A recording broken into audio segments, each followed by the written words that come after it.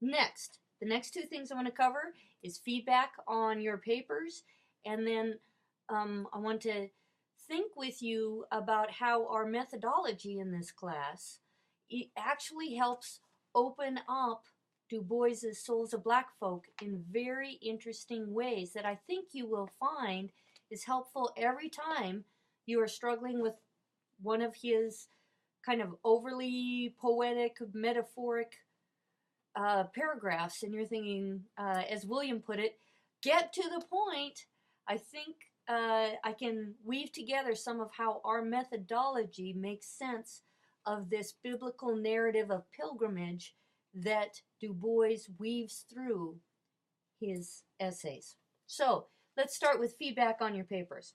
When I return them, I will send you an email as soon as it's graded. Everything I write to you will be short and sweet because I've got a ton of these to grade. And so I'm not sending you, I was so pleased to read your paper. I really was. I feel like it is an honor when I am reading you guys' hard work and I see you at work making sense of this material. When I can see where you are at in the process of being a writer, that's very exciting. And let me tell you, it's as exciting to see somebody who's early in that process as it is later. Now, granted, the later writers are getting bigger rewards for their skills, but this is very exciting because the potential for your development as a person capable of creative expression is literally what I'm seeing. Your capacity to effectively communicate matters in every element of your life, business, family, whatever. So I love seeing where are you at in that writing process, and let's work on it. Nevertheless, I send you an email, paper graded. That's pretty much what it's going to say. And I've gone through the rubric, and I expand in the rubric where I see important points that I can point out to you, and I respond in blue type so that it should be pretty easy to see where I've added some special notes to you. And I hope you understand that when I return that grade, let me know that you'd like more feedback. Let me know that you don't understand my feedback. And then let's schedule some time for a good phone call. Every bit of the Souls of Black Folk sings when you think about Charles Long's methodological argument regarding religion as an orientation to the ultimate significance of one's place in.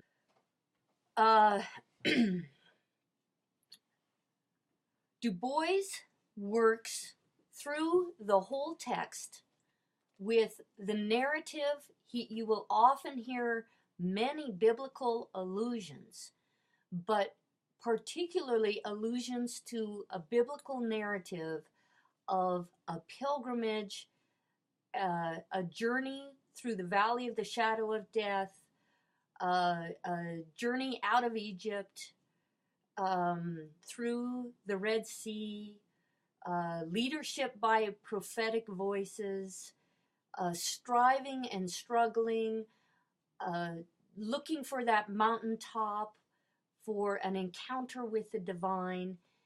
And all of this narrative then about a human moving across the land, if you read that narrative in terms of a human trying to determine its meaning, the ultimate significance of his or her place in the world, then these questions of the toiling travel and of the meaning of this travel become religious questions, because working on them, it's not that you get an answer to them, but working on them is how you triangulate your place in the world. One of the things Charles Long has said, as an African American who grew up in the Jim Crow Arkansas, was that he was always very aware of his place. And he lived in a community that very consistently let him know his place. How was he going to get to watch a movie? Which door was he to move through? Which water fountain could he drink from? And Charles Long actually walked W.E.B. Du Bois through Little Rock, Arkansas. Uh, that's a story I'll tell at another time. But think what that meant for these two brilliant men who were moving through a city that was telling them where they could and could not enter, where they could and could not drink water, right? So the idea that you were being put in your place all the time was central to Long's experience, central to why he develops a theory of religion that takes into account that human moving across the land. Now, let's start with page 5. I'm going to give you a little quote here. Herein lie buried many things, which, if read with patience, may show the strange meaning of being black here in the dawning of the 20th century. Right? Do you see the picture of that black body maybe against this globe? And the dawning of a day is happening, right? And so we have time and we have place. It's the dawn of the 20th century. And herein lie buried many things. So an idea that we have to dig into this earth in order to unearth and understand what portent, what meaning our place on this earth carries.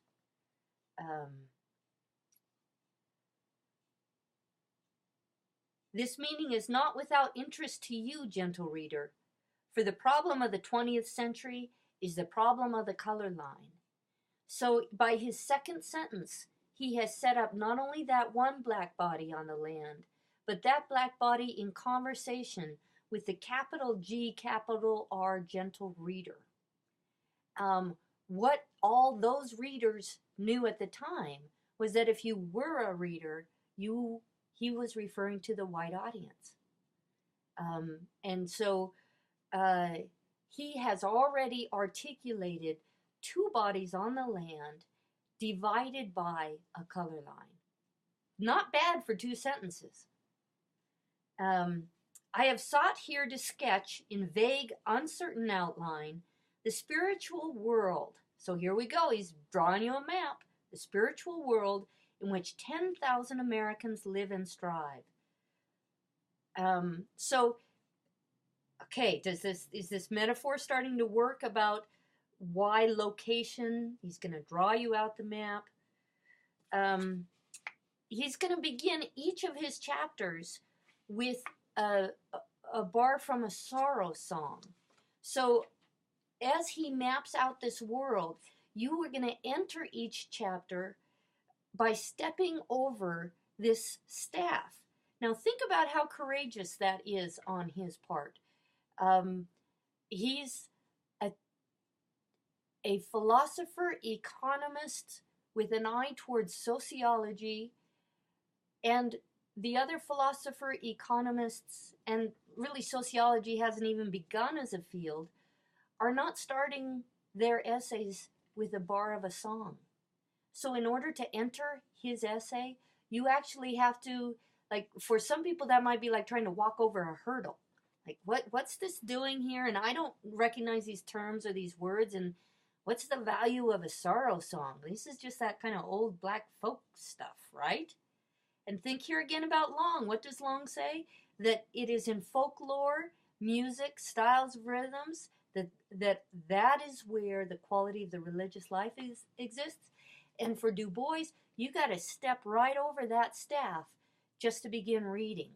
For those who are familiar with that music, his readers who are familiar with it, they will hear a voice, they will hear a rhythm, they will enter through the sorrow song into the essay that follows.